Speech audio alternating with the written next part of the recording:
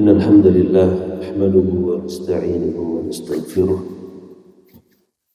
ونعوذ بالله من شرور أنفسنا ومن سيئات أعمالنا من يهده الله فلا مضل له ومن يضلل فلا هادي له أشهد أن لا إله إلا الله وحده لا شريك له وأشهد أن محمدا عبده ورسوله وما بعد.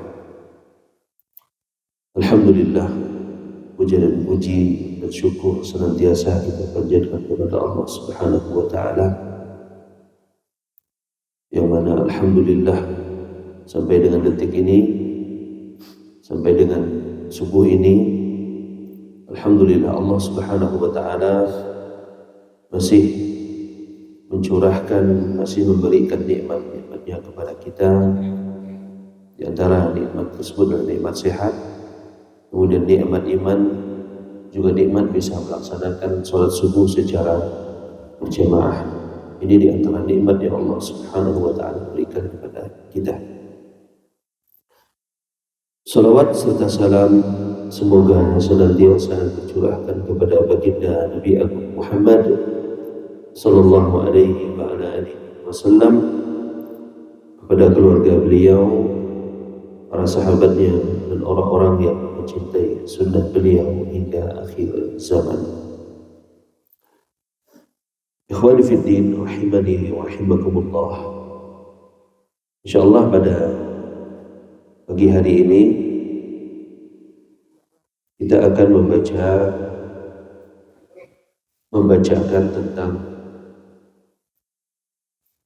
detik-detik wafatnya Nabi kita Muhammad sallallahu alaihi wa alihi wasallam. Sebagaimana yang kita ketahui, Allah Subhanahu wa taala menyebutkan di dalam Al-Qur'anul Karim, laqad kana lakum fi rasulillahi uswatun hasanah liman kana yarjullaha wal yawmal akhir. Sesungguhnya laqad kana lakum fi rasulillahi uswatun hasanah. Sesungguhnya pada diri Nabi Muhammad sallallahu alaihi wasallam terdapat suri tauladan yang baik.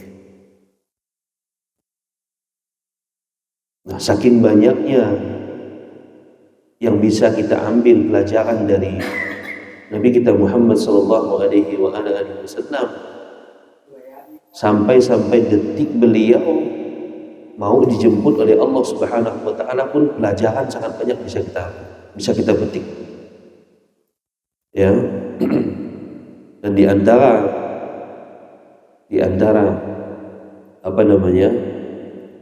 diutusnya Nabi kita Muhammad sallallahu alaihi wasallam, di antara tujuan terbesar diutusnya beliau sallallahu alaihi wasallam adalah untuk menyempurnakan akhlak manusia. Ya, di antara tujuan terbesar diutusnya Nabi kita Muhammad sallallahu alaihi wasallam liutammima makarimul akhlak, untuk menyempurnakan akhlak manusia. Makanya disebutkan oleh para ulama itu, Pak, adab itu lebih tinggi daripada ilmu. Adab itu lebih tinggi daripada ilmu. Bahkan ada sebagian ulama menyebutkan bahwasanya mereka belajar adab 20 tahun. Ya, 20 tahun. Tapi ingatlah, adab ini tidak akan bisa didapatkan kecuali dengan apa? Ilmu. Ulangan kias semua maksudnya. Ya. Baik. Kemudian Nabi kita sallallahu alaihi wasallam, kalau bicara tentang akhlak beliau, Allah Subhanahu wa taala di dalam surah Al-Qalam memuji beliau dengan pujian yang sangat luar biasa. Ya, tentang akhlak Rasulullah sallallahu alaihi wasallam. Kata Allah Subhanahu wa taala, "Wa innaka la'ala khuluqin 'adzim." Wa innaka la'ala khuluqin 'adzim. Sesungguhnya engkau, wahai Muhammad, benar-benar memiliki akhlak yang sangat tinggi, memiliki akhlak yang sangat mulia. Ya, makanya Nabi SAW itu sangat terkenal, baik itu kawannya ataupun apa? Kawan beliau. Hatta sebagian lawan-lawan dakwah beliau, orang-orang yang memerangi Nabi Shallallahu Alaihi Wasallam, ketika mereka ingin menitipkan barang itu dititip dengan Rasulullah SAW, padahal mereka benci dengan Nabi SAW, padahal mereka ingin membunuh Nabi SAW. Tapi saking apa bang? Saking beliau memiliki akhlak yang luar, di antara akhlak yang paling menonjol yang ada pada Nabi SAW adalah kejujuran. Ya, beliau SAW itu sangat jujur sekali. Dikenal ketika beliau sejak kecil sampai beliau diangkat jadi nabi, tidak pernah yang namanya gula. Ya, tidak pernah yang namanya apa? Berbohong. Ini akhlak yang sangat luar biasa. Baik. Kita akan baca pelan-pelan ya. Insyaallah kita akan ambil faedah satu demi satu. Insyaallah. Wafatnya Nabi Shallallahu Alaihi Wasallam merupakan musibah terbesar bagi umat manusia. Jadi wafatnya Rasulullah SAW ini musibah terbesar bagi umat manusia. Kenapa diantaranya? Karena wafatnya Nabi kita Muhammad Sallallahu Alaihi Wasallam berarti terputuslah wahyu. Wahyu dari langit apa ya? Terputus. Ya. Maka bisa dipastikan bahwasanya kalau ada orang yang mengklaim dia mendapatkan wahyu, pasti itu dari syaitan, bukan dari Allah Subhanahu wa Ta'ala, atau jelas-jelas bahwasanya dia mengaku menjadi seorang nabi. Ini jelas kedustaan yang sangat besar.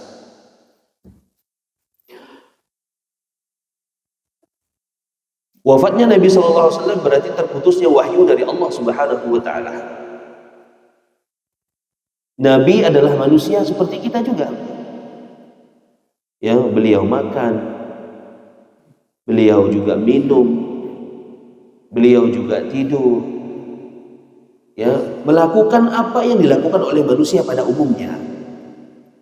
Cuman yang membedakan beliau, menjadi keistimewaan buat beliau, Allah Subhanahu wa Ta'ala memberikan wahyu kepada Nabi Sallallahu Alaihi Wasallam. Ya, memberikan wahyu kepada Nabi Sallallahu Alaihi Wasallam. Yang pasti beliau juga mengalami yang namanya kematian. Nabi, para rasul, mereka juga mengalami yang namanya kematian. Apalagi kita. Apalagi apa? Kita. Makanya Allah sebutkan tegas dalam Al-Quranul Karim. Dan kematian ini merupakan nasihat yang sangat luar biasa untuk manusia. Kalau dua nasihat manusia, nak makul tu, nasihat kematian. Ingatkan dia tentang kematian. Ingatkan dia tentang negeri akhirat. Kalau nak makul lagi, tinggal dua sampai berdoa kepada Allah Subhanahu wa Ta'ala. Minta agar orang tersebut diberikan apa? Hidayah. Kullu nafsin dha'iqatul maut. Setiap yang bernyawa itu pasti merasakan yang namanya kematian. Baik itu para nabi, baik itu para rasul, apalagi kita. Ya, apalagi kita. Tak terkecuali termasuk para nabi, dan tak terkecuali juga Nabi kita Muhammad Sallallahu Alaihi Wasallam. Bahkan Allah Subhanahu Wa Ta'ala di dalam Al-Quranul Karim sangat spesifik menyebutkan itu di dalam Al-Quranul Karim, khususnya untuk Nabi kita Muhammad Sallallahu Alaihi Wasallam. Kata Allah Subhanahu Wa Ta'ala, innaka mayyitun wa innahum mayyitun. Kata Allah Subhanahu Wa Ta'ala, wahai Muhammad, kamu itu akan mati dan mereka juga akan mati. Ini tegas dari Allah Subhanahu wa Ta'ala. Dan dalam kisah wafatnya Nabi kita Muhammad SAW terdapat renungan, terdapat ibrah, pelajaran, ya, terdapat keimanan bagi kita semua. Baik, kita akan baca ini mukadimah.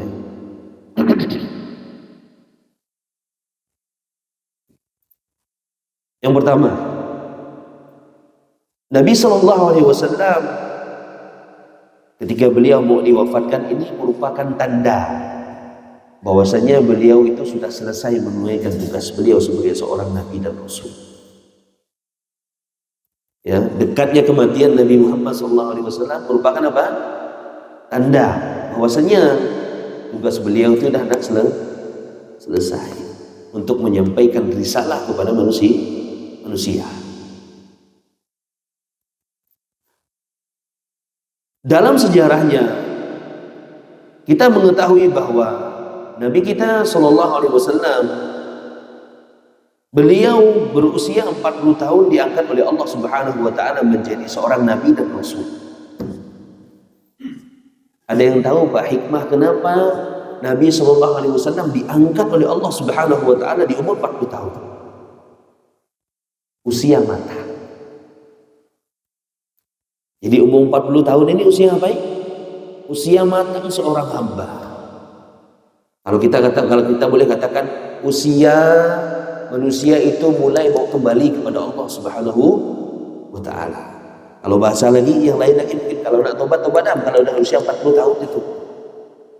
Jangan ditunda-tunda lagi. Oh berarti kalau usia 35 tahun dosa tobat dulu enggak juga. Ya. Tobat itu kewajiban kita seumur hidup. Nabi kita Muhammad SAW beliau seorang nabi, beliau seorang rasul. Diampuni dosa-dosanya yang telah lalu dan yang akan datang. Beliau setiap hari beristighfar kepada Allah Subhanahu wa taala 70 sampai 100 kali. Itu Nabi SAW. Dosa beliau yang telah lalu sudah diampuni oleh Allah Subhanahu wa taala, yang akan datang pun sudah diampuni oleh Allah Subhanahu wa taala. Kemudian beliau sudah ada jaminan surga dari Allah Subhanahu wa taala. Solatnya kalau solat tahajud sampai bengkak kaki beliau sallallahu alaihi wasallam. Beliau masih beristighfar memohon ampun kepada Allah Subhanahu wa taala 70 sampai 100 kali. Lalu bagaimana dengan kita? Kita yang tiap hari mata kita penuh dengan dosa, telinga kita penuh dengan dosa, lisan kita penuh dengan dosa, ucapan kita penuh dengan dosa. Ya, harta yang kita baik terkadang bukan harta yang halal. Tentu kita sebagai umat Nabi SAW lebih layak dan lebih pantas untuk banyak beristighfar kepada Allah Subhanahu wa taala. Jadi umur 40 itu umur apa Pak? Umur 40 itu adalah umur kematangan seorang hamba. Kalau matang, kalau bahasa kita umur sudah mensak. Orang tersebut sudah mau menuju Allah Subhanahu wa taala. Yang dia sudah banyak fokus beribadah kepada Allah Subhanahu wa taala. Nah, Nabi kita berusia 40 tahun diangkat oleh Allah Subhanahu wa taala menjadi nabi dan rasul. Anda tahu beda antara nabi dan rasul? Beda, Pak. Nabi dengan rasul itu ada perbedaan. Kalau nabi insanun, ini makna atau takrif yang disebutkan oleh para ulama. Insanun berarti tidak ada nabi dari kalangan jin. Kemudian dzakarun, dia seorang laki-laki, itu nabi. Berarti tidak ada nabi perempuan. Insanun dzakarun. Kemudian uhiya ilaih, diberi wahyu oleh Allah Subhanahu wa taala. Wa lam yu'maru bitabligh. Tapi kalau nabi ini tidak dibebani oleh Allah Subhanahu wa taala untuk menyampaikan risalah. Nabi yang kita imani itu cuma berapa, Pak? 25. Nabi itu banyak, Pak. Bukan cuma 25, bahkan ada ribuan dalam riwayat itu. Tapi yang wajib kita imani cuma berapa? 25. Bedanya dengan rasul ditambah poin yang kelima. Yajib alaihi at-tabligh, itu wajib bagi dia untuk menyampaikan. Dia juga seorang manusia, kemudian dia dari kalangan laki-laki, kemudian dia juga diberikan wahyu oleh Allah Subhanahu wa taala, tapi rasul wajib bagi dia untuk apa? Untuk menyampaikan kepada manusia. Kalau kita ditanya lagi, Pak, siapa rasul pertama yang diutus oleh Allah Subhanahu wa taala? Nabi Nuh. Yang pertama diutus oleh Allah Subhanahu wa taala adalah apa? Nabi Nuh. Tahu ceritanya kenapa diutus, Pak? Kenapa? Sebab Allah Subhanahu wa taala mengutus kepada Nabi Nuh alaihi salatu wasalam. Ada yang tahu? Ngopi dulu lah.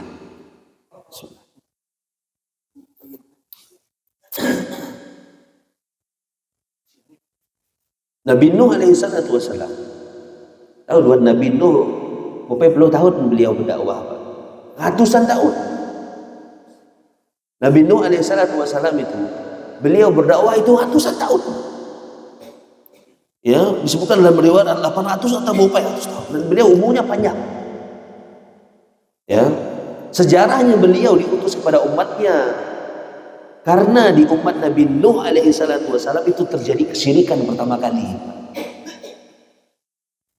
Kalau Tuhan mau ada khilaf para ulama. Ada yang mengatakan sebelum Nabi Nuh, ada yang mengatakan di zaman Nabi Nuh itulah terjadi kesyirikan pertama kali. Apa kesyirikan mereka? Sejarah pertama kali kesyirikan apa? Kita cerita sedikit. Ini pun tidak bisa kita tentang wafatnya Nabi SAW ini tidak bisa kita habiskan dalam sekali pertemuan. Mungkin besok lanjut lagi di Imam Syafi'i.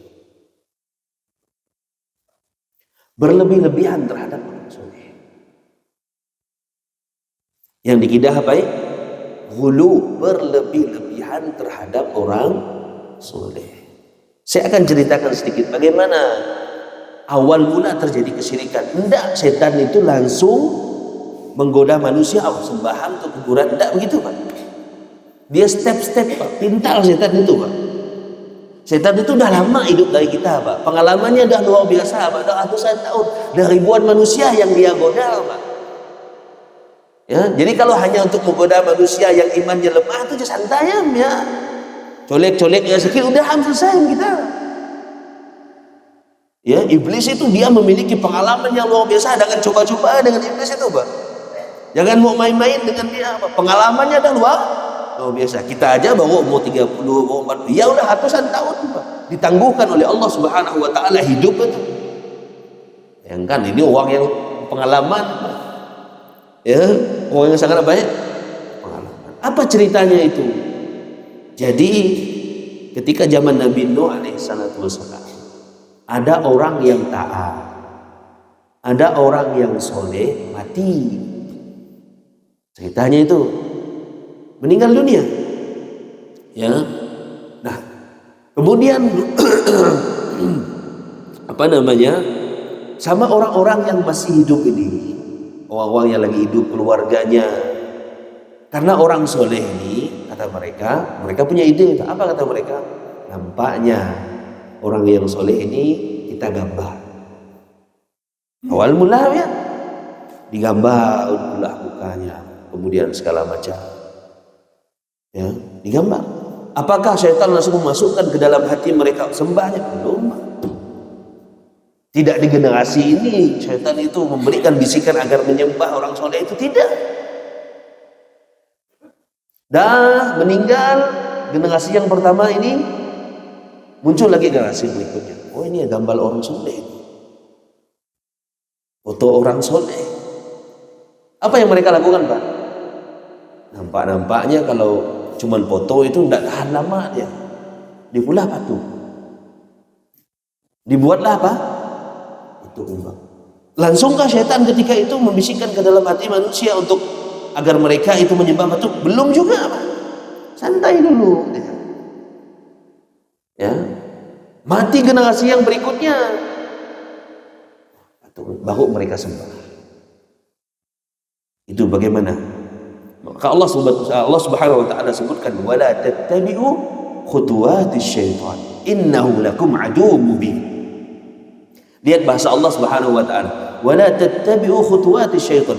Jangan kalian mengikuti khutwat. Khutwat itu apa? Langkah-langkah syaitan, step-step syaitan.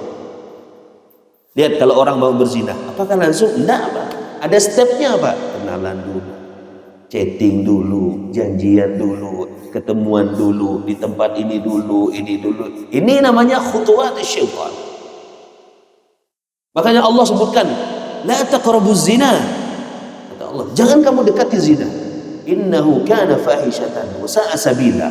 Sesungguhnya zina itu perbuatan yang sangat buruk, jalan yang sangat buruk. Jangan diikuti karena dia memiliki langkah-langkah syaitan. Lihat Allah Subhanahu wa taala menggambarkan bagaimana langkah setan itu akan datang dari depan kita, setan itu akan datang dari belakang kita, setan itu akan datang dari kiri kita, setan itu akan datang dari belakang kita. Kalau ia dah masa tidak mampu menggoda manusia, apa yang dilakukan oleh setan? Dibiarkan saja begitu, masukkan ria dalam hatinya, tidak akan menyerah dia. Sampai kita masuk ke dalam tanah itu tidak akan menyerah. Bahkan ketika kita mau mengucapkan la ilaha illallah di akhir hidup kita pun, itu peluang terakhir dia untuk menyesatkan manusia, Pak. Kesempatan terakhir yang tidak akan dia buang sia-sia untuk menyesatkan manusia. Karena itu memang sudah janji dia kepada Allah Subhanahu wa taala. Tepat janji mati dia deh. Ya. Nah, jadi jangan mengikuti apa? Wala tattabi'u khutuwatis syaitan. Jangan kalian mengikuti langkah-langkah syaitan.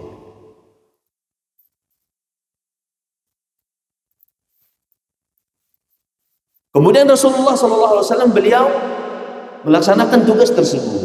Beliau berdakwah 13 tahun di kota Mekah. Ini perlu tahu kita sejarah bagaimana Nabi SAW, bagaimana dakwah beliau dulu. Tidak mudah seperti kita sekarang. Kita alhamdulillah diberi kemudahan oleh Allah Subhanahu wa taala dengan adanya media sosial. Kita bisa berdakwah. Berdakwah sesuai dengan kemampuan kita masing-masing. Wajib bagi setiap kaum muslimin untuk berdakwah, wajib. Tapi berdakwah sesuai kemampuan kita masing-masing. Mustahil gak kita tidak mampu ngajar anak bini kita mau dahwe bah. Itu hal yang sangat mustahil. Kita ajak anak kita untuk sholat, kita kasih tahu istri kita untuk menggunakan jilbab. Itu kan dakwah juga, Pak, sesuai kemampuan kita masing. Tidak semuanya kita harus berdiri di atas mimbar atau memberikan kajian, tidak semuanya harus begitu, tidak. Ya, kita diwajibkan untuk apa? Berdakwah sesuai dengan kemampuan kita masing-masing. Nah, 13 tahun Nabi SAW berdakwah ya, di kota Mekah. Yang beliau dakwahkan pertama kali, belum beliau berdakwah tentang sholat, belum beliau berdakwah tentang zakat, belum beliau berdakwah tentang yang lainnya. Yang beliau fokuskan pertama kali dakwah bagaimana manusia memurnikan ibadahnya untuk Allah Subhanahu wa taala. 13 tahun dakwah tentang tauhid. Dakwah bagaimana manusia ini memurnikan ibadahnya kepada Allah Subhanahu wa taala, tidak mencampur adukan keimanannya dengan apa? Syirikan. Antum bayangkan 13 tahun. Makanya jangan bosan-bosan belajar akidah. Jangan bosan-bosan belajar tauhid. Jangan kita merasa aman terjatuh dari perbuatan syirik. Tidak boleh kita merasa aman dari terjatuh ke dalam perbuatan syirik.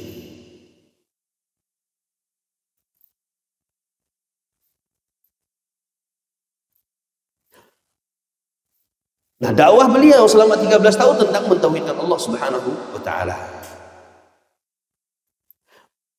Berbagai tantangan dan rintangan yang dihadapi oleh Nabi sallallahu alaihi wasallam. Ya, dakwah Nabi sallallahu alaihi wasallam itu dakwahnya tidak mulus. Jangan duan kira, oh ya kan Nabi pasti dakwahnya mulus lah, tidak ada yang mengganggu lah. Oh jangan. Yang paling berat cobaannya apa? Ujiannya adalah para nabi dan rasul. Kemudian kata Nabi SAW, summa fal amsal fal amsal. Kemudian yang semisal dan semisal. Duan kalau nuna nabi pasti dapat ujian, pasti itu. Tidak akan mungkin Tuhan bisa menghindari yang namanya apa? Ujian. Baik ujian dalam mengamalkan sunnah atau ujian dalam menyampaikan dakwah. Maka kata Nabi SAW kan yang paling a'zamul bala, yang paling berat ujiannya itu para nabi dan para rasul. Nah, kalau duat mau mengikuti nabi, pasti akan mendapatkan yang namanya ujian. Pasti yang akan mendapatkan yang namanya bala. Hadis Nabi summa fal amthal fal amthal. Kemudian orang yang semisal atau orang yang semisal atau orang yang mengikuti jalannya para nabi dan rasul.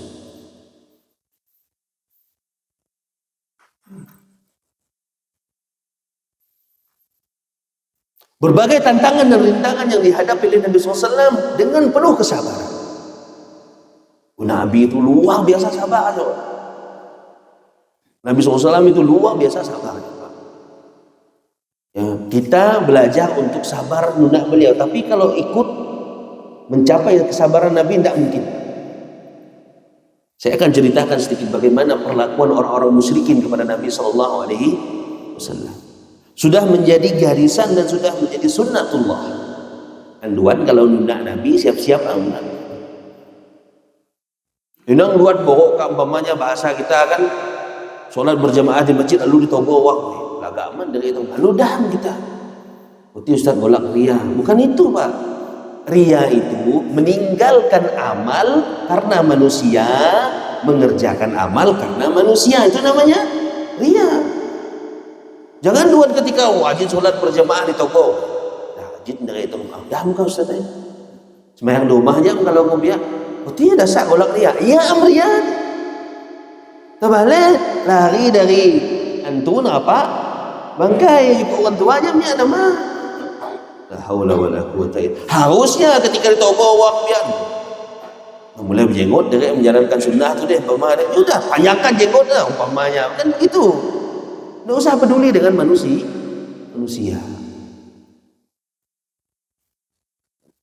Kalau kita banyak ninggal manusia, maksud ninggal yang salah, jadi kacau hidup kita. Saya akan ceritakan banyak cerita tu. Ya, tidak akan selesai. Ada sebuah cerita. Ini ceritanya sahih.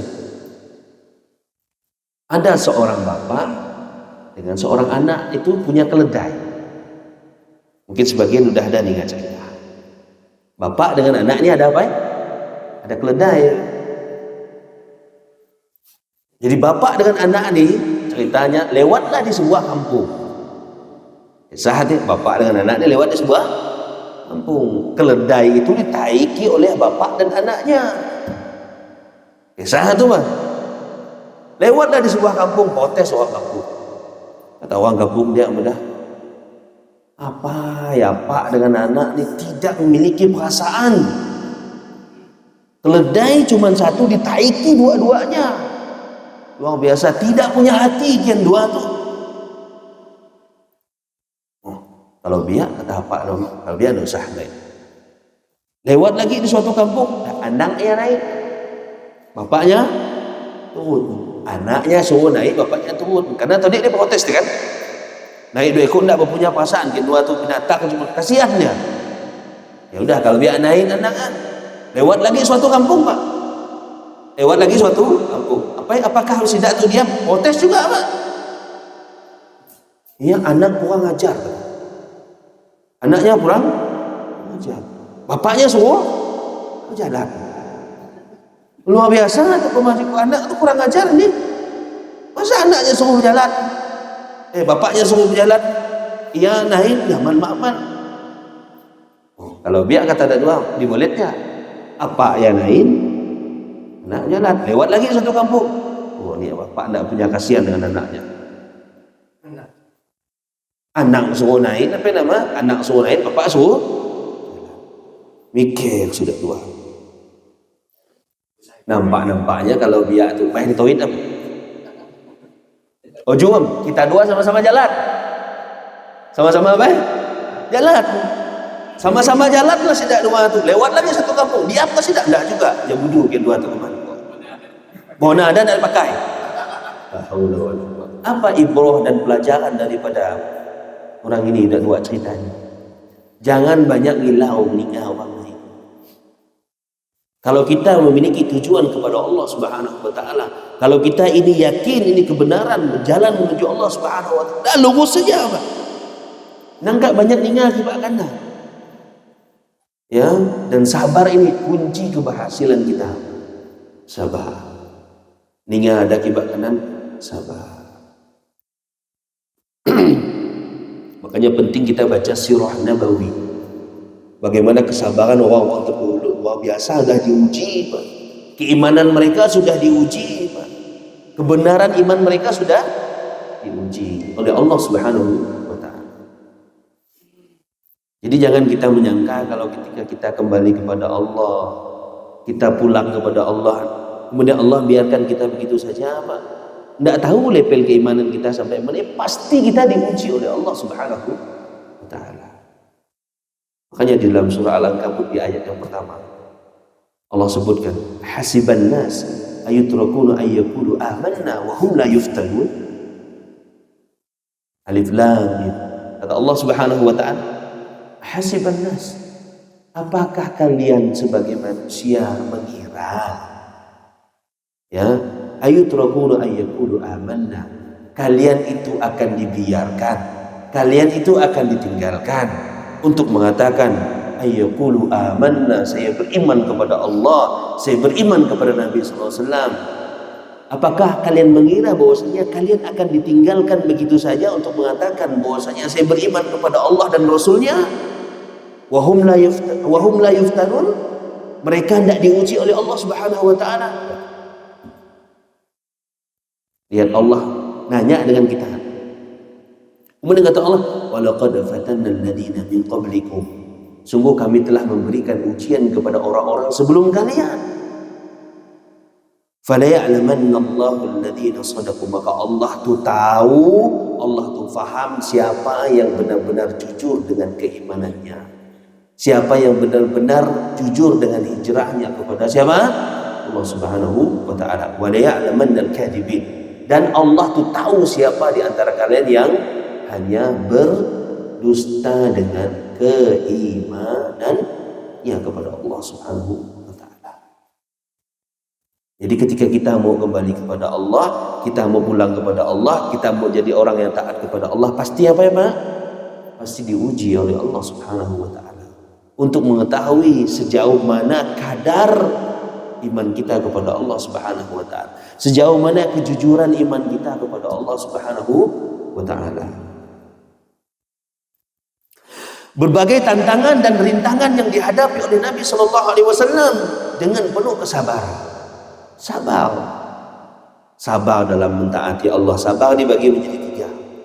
Sabar dalam mentaati Allah, sabar dalam belajar, sabar dalam sholat subuh, sabar dalam pokok semuanya sabar. Kalau kita mau jadi orang yang taat kepada Allah, harus sabar apa? Harus sabar. Ya, pertama sabar untuk mentaati Allah. Yang kedua, as-sabru ala takdir. Sabar dengan takdir yang Allah Subhanahu wa Ta'ala berikan kepada kita. Yang ketiga, sabar untuk meninggalkan kemaksiatan. Karena kemaksiatan itu dan nerakanya Allah Subhanahu wa Ta'ala itu kan dikelilingi dengan sesuatu yang lezat-lezat. Namanya neraka itu dikelilingi sesuatu yang nyaman-nyaman.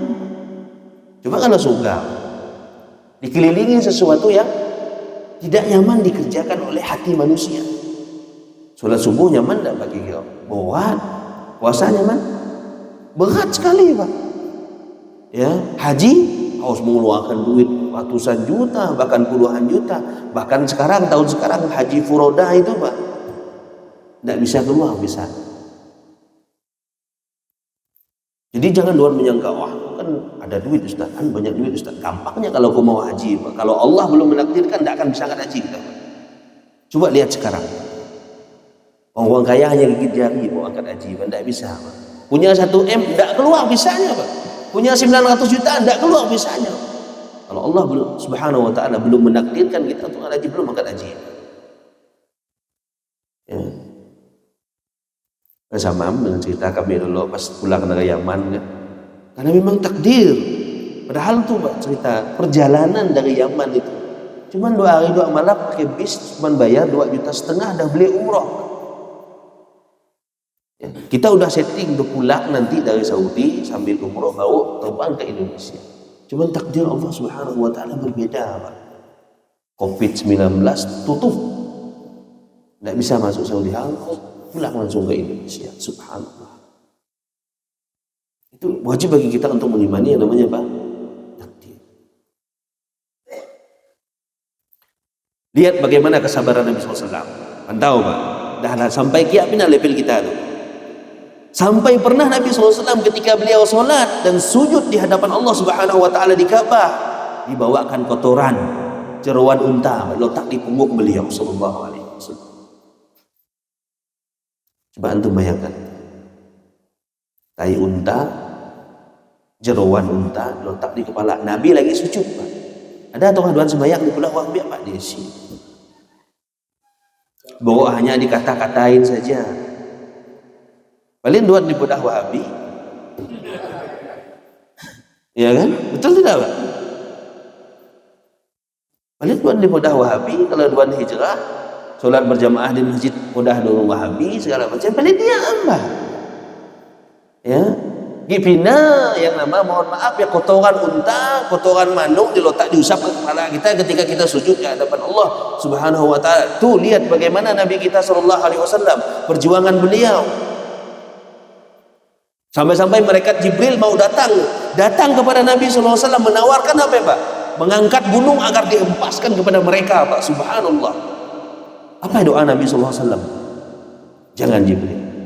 Innahum qaumun la ya'lamun. Coba bayangkan. Jangan. Sungguhnya mereka kaum yang tidak faham. Mereka tidak mengetahui. Subhanallah. Bagaimana kesabaran Nabi sallallahu alaihi wasallam, udah dipulah macamnya, Pak. Udah diborek taik di kepala beliau, Pak. Diborek jeroan di kepala beliau, Pak. Tengah sujud di hadapan Allah Subhanahu wa Ta'ala. Kalau kita aja bunuh, Pak. Jamaah isawamnya, desim kisah coba kalau coba macamnya. Lihat bagaimana Nabi SAW. Ya. Ditawa ke Jibril, tahu Jibril mengangkat ya santai ya, Jibril itu nak ngompas ke sedaya orang-orang musyrikin itu. Tidak ada yang susah buat Jibril itu atas kuasa Allah Subhanahu wa Ta'ala. Malaikat Jibril itu besar luar biasa. Kalau mereka Jibril mengepakkan sayapnya, itu dunia ini gelap, Pak. Enggak cuma hanya ngangkat apa nama? Angkat gunung, Pak, dihempaskan kepada kaum yang ngonok Nabi sallallahu alaihi wasallam, itu gampang buat beliau, Pak. Hancur maksudnya apa? Lani hari peranggi. Lihat bagaimana kesabaran Nabi ya. Kita ya Allah. Bawa kat di podak ini, di podak dah Ustaz. Dah mau ngamal sunnah kah? Dah solat berjamaah kah? Dah menuntut ilmu kah? Subhanallah. Berarti iman kita belum teruji. Iman kita belum jujur kepada Allah Subhanahu wa Ta'ala. Hingga datang putri beliau membersihkan kotoran tersebut di punggung Nabi sallallahu alaihi wasallam. Bayangkan, Pak. Sampai anak beliau Fatimah itu membersihkan kotoran di belakang Nabi sallallahu alaihi wasallam. Saking sabarnya beliau luar biasa, Pak. Sallallahu alaihi wasallam. Lalu beliau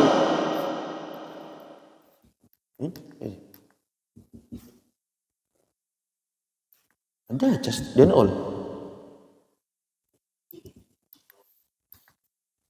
Tiba lo sih, lalu Allah Subhanahu wa Ta'ala mengizinkan Rasulullah SAW untuk hijrah. Ketika ada di pulah macamnya apa? Baik. Pindah ke negeri apa namanya, Pak? Habasyah. Ya.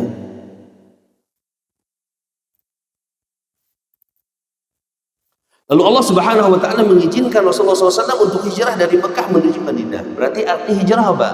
Disebutkan oleh para ulama al-intiqal min biladi ila biladin akhar. Yang arti hijrah, pindah dari satu negeri ke negeri yang lain, itu disebut apa? Hijrah.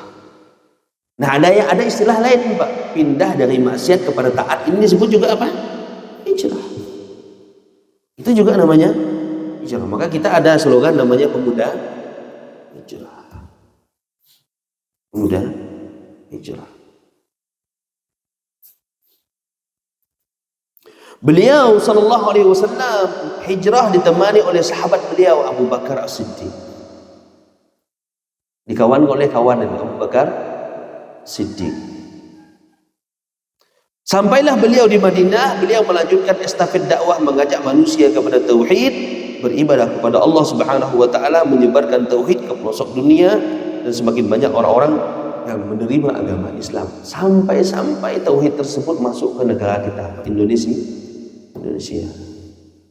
kita tidak ketemu dengan Nabi, kita tidak ketemu dengan sahabat, tapi nikmat yang terbesar yang Allah Subhanahu wa Ta'ala berikan kepada kita, lahir kita dari orang tua yang beragama Islam.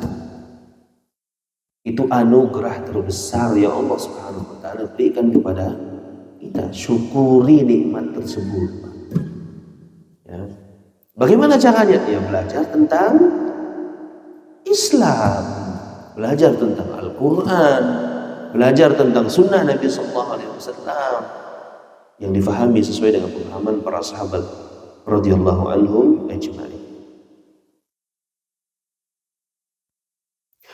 Pada tahun ke-7 Hijriah, Nabi SAW pada peristiwa perang Khaybar, Rasulullah SAW pernah diracuni oleh seorang wanita Yahudi. Itu awal mula, karena efek dari racun itu lama pada tubuh Nabi SAW. Bahkan ada sahabat-sahabat, beberapa sahabat itu mati gara-gara racunnya orang Yahudi. Jadi dua, Pak, kalau mantau orang Yahudi yang di Israel sana, orang Yahudinya yang di sana yang benci kaum muslimin, yang membunuh kaum muslimin, dah dari zaman yang dulu itu memang tidak suka dengan Islam. Makanya Allah sebutkan, walan tardu ankal yahudi wan nasara hatta tattabi'a millatahum, kata Allah. Ya, Allah Subhanahu wa Ta'ala menyebutkan walan tardu, orang Yahudi Nasrani tidak pernah akan senang, tidak pernah akan ridho dengan, sampai kapan tidak bawa ridho berkawan dengan luar, hatta tattabi'a millatahum, sampai kita nuna agama mereka, bawa berkawan. Ya, jangan heran Tuhan mantau Palestina dibombardir segala macam. Memang Yahudi memang dari dulu seperti itu. Jangankan umatnya, Pak, nabinya saja diracun oleh mereka, mau dibunuh oleh mereka. Sallallahu alaihi wasallam. Sangat picik mereka. Ini menunjukkan bahwasanya, Pak, bahwasanya Nabi SAW itu beliau tidak mengetahui perkara gaib secara mutlak. Memang ada perkara-perkara gaib yang diberitahukan oleh Allah Subhanahu wa Ta'ala kepada beliau SAW. Ya, beliau tahu. Hanya sekedar itu saja. Tidak mengetahui perkara gaib secara mutlak. Ini buktinya, Pak. Kalau seandainya Nabi SAW mengetahui perkara yang gaib, tidak diberitahu oleh Allah Subhanahu wa Ta'ala, tentu Nabi SAW tidak akan memakan makanan yang diberikan oleh wanita Yahudi tersebut. Karena ada apa? Ada racunnya. Bayangkan, saking dengkinya, saking bencinya kepada Rasul Sallallahu Alaihi Wasallam. Ini menunjukkan bahwasanya betapa bengisnya orang-orang Yahudi. Ya, orang kafir dibagi menjadi dua. Orang kafir dibagi menjadi dua. Orang kafir diganti non muslim, Pak. Tidak boleh Pak sebut orang kafir. Kan pernah berita dulu kan? Yang nyebut kafir Pak Allah, Pak. Allah di dalam Al-Quran, surah apa Pak? Dia tahu? Al-Bayyinah. Innal ladina kafaru, sesungguhnya orang kafir. Allah nyebut. Bahkan dalam Al-Quran ada surah Al-Kafirun. Ya, innal ladina kafaru, sesungguhnya orang kafir. Min ahlil kitab, orang kafir dari kalangan ahlul kitab. Wal musyrikin, dan orang-orang musyrikin. Berarti orang kafir dibagi menjadi dua. Ahli kitab yaitu Yahudi dan Nasara. Ya, mereka memang pernah diberikan kitab. Orang Yahudi adalah orang yang dulu di zaman Nabi Musa alaihissalatu wassalam mengikuti Musa, beriman kepada Musa, ikut ajaran Musa. Bisa jadi masuk dalam surganya Allah Subhanahu wa Ta'ala. Doloti orang Nasara yang mengikut kepada Nabi Isa alaihissalatu wassalam juga sama. Tapi kalau setelah datangnya Nabi kita Muhammad SAW, tidak boleh tidak beragama Yahudi, tidak boleh beragama Nasara. Wajib bagi mereka untuk masuk ke dalam agama Islam. Ya. Namun Allah Subhanahu wa Ta'ala menolong saat Rasulullah SAW baru mau makan sedikit. Allah tolong, mau makan sedikit Pak. Bayangkan. Tapi racun itu luar biasa dahsyatnya. Beliau mendapatkan wahyu dari Allah Subhanahu wa Ta'ala bahwa daging tersebut beracun. Maka Nabi mengatakan kepada para sahabatnya, angkat tangan kalian semua, daging ini tadi mengabarkan kepadaku bahwa dia ada racunnya. Daging mengabarkan kepada Nabi Sallallahu Alaihi Wasallam. Tapi Nabi sempat makan sedikit, Pak. Ya, Nabi sudah sempat makan sedikit. Dan benar ada sebagian sahabat yang mati sebab racun pada daging tersebut seperti Bishr bin Bara. Tapi Allah Subhanahu Wa Taala menyelamatkan Nabi kita Muhammad SAW. Hal itu membuktikan bahwa kepada orang-orang Yahudi bahwasanya Nabi SAW adalah betul seorang Nabi. Ini diantara bukti juga bahwasanya Nabi itu benar-benar Nabi SAW. Jadi orang-orang Yahudi, orang-orang Nasara yang mereka memang benar-benar beriman kepada kitab-kitab mereka, itu tahu akan diutusnya Nabi Shallallahu Alaihi Wasallam. Kenapa sebagian mereka tidak mau beriman, Pak? Karena diutusnya Rasulullah SAW bukan dari golongan mereka. Maka muncul di dalam hati mereka iri dengki kepada Nabi. Tahu mereka Nabi SAW itu adalah kebenaran. Ya, makanya, Pak, kalau kita tahu kebenaran jangan gengsi. Nggak boleh. Gengsi itu menyebabkan seseorang itu jauh dari hidayah Allah Subhanahu Wa Taala. Kalau itu kita tahu ini Quran, itu kita tahu ini sunnah, ini tahu itu kebenaran, jangan pernah gengsi kita untuk menerimanya. Walaupun hal tersebut sudah kita amalkan puluhan tahun yang lalu, walaupun hal tersebut sudah kita amalkan sampai mendarah daging, tapi kalau kita mengetahui bahwasanya ini bukan sunnah Nabi Sallallahu Alaihi Wasallam, maka jangan gengsi-gengsi kita untuk meninggalkannya. Biasanya kalau berat kita untuk meninggalkan apa ya? Gengsi. Udah lama kita melakukan hal begini dan begitu. Berarti kita tidak nudi ya. Udah puluhan tahun umpamanya, udah dari turun dan segala macam. Kalau bertentangan dengan syariat, itu prinsip kita di dalam bertentangan dengan Quran, bertentangan dengan sudah kita nudi saja. Ya. Benar Nabi SAW diselamatkan oleh Allah, namun sedikit banyak racun tersebut berpengaruh kepada kesehatan Rasulullah SAW. Sedikit lagi. Nabi SAW berpamitan kepada para sahabat. Ini mulai ada tanda-tanda. Ya, Nabi sudah mulai ada tanda-tanda. Pada tahun ke-10 Hijriah, Rasulullah SAW melakukan haji. Rasulullah SAW berangkat ke Mekah bersama ribuan para sahabat, dan haji tersebut disebut dengan Hajjul Wada. Apa arti haji wada? Haji perpisahan.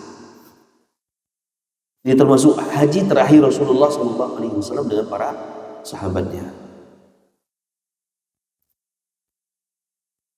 Karena haji tersebut adalah haji perpisahan, haji terakhir Nabi SAW disebut dengan Hajjul Wada. Bahkan turun ayat-ayat yang mengisyaratkan bahwasanya tugas Nabi itu sudah mau selesai. Apa ayat Pak? Di antaranya surah Al-Maidah ayat yang ketiga.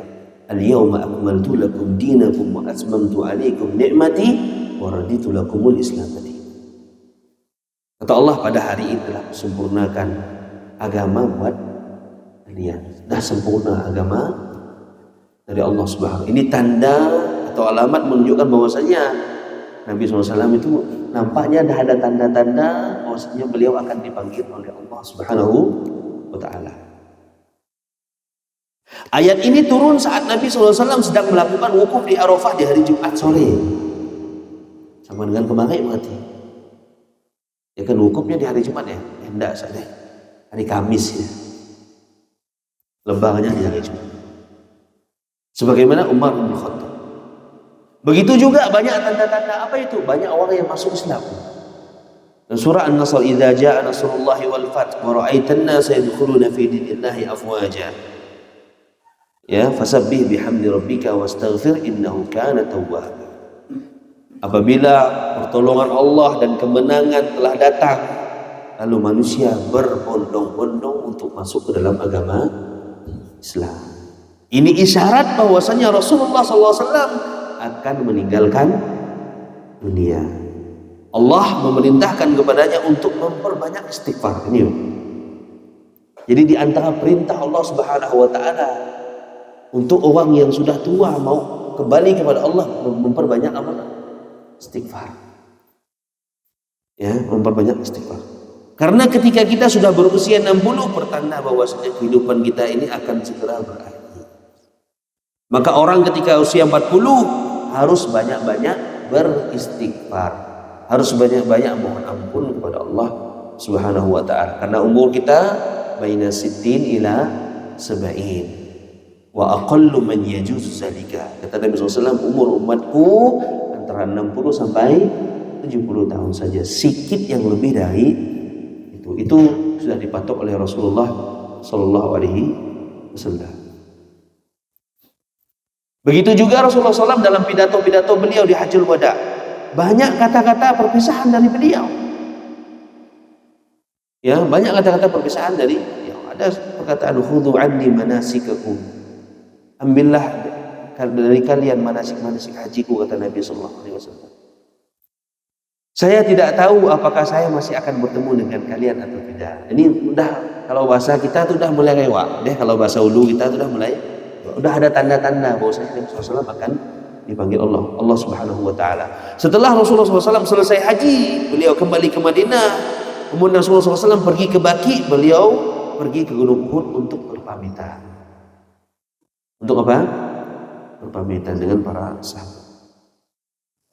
Insyaallah besok di pondok kita akan lanjutkan bagaimana awal terjadi Nabi SAW merasakan sakit sakratul maut. Ya, mudah-mudahan nasihat ini bermanfaat untuk saya pribadi, juga untuk kawan-kawan semuanya. Mudah-mudahan kita istiqomah. Ingat ini hari Jumat. Ini hari Jumat, ingat sunnah-sunnah di hari Jumat. Ya. Angkat habis itu langsung mandi, langsung ke masjid, ya kan? Ya sekali-sekali dapat apa? Mendapat pahala unta, seperti orang yang berkurban unta. Kita tutup. Ya, ada pertanyaan kira-kira? Ada, Ustaz. Ya, apa Pak Ambo? Iya.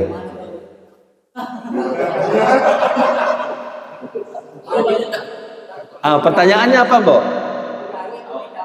Oh, kalau umur 40 tahun saja kita sudah suhu banyak istighfar, apalagi umur berapa, Mbok? 60. Pak Mbok berapa umurnya? 70. Ya udah. Jangan nikah lagi. Sudah cukup. Sudah cukup. Yang ditambah istighfarnya saja. Yang ditambah apa? Istighfarnya saja. Baik. Ada yang lain? Cukup ya? Tidak ada ya? Biasa kalau banyak pertanyaan lah masalah fikih. Kalau ini kan hanya nasihat untuk kita semua. Baik. Nunggu yang kita ngopi dengan Pak Tadin ya, insyaallah. Padahal bukan rumah begitu. Baik, subhanakallahumma wa bihamdika asyhadu an la ilaha illa anta astaghfiruka wa atubu ilaik. Assalamualaikum warahmatullahi wabarakatuh.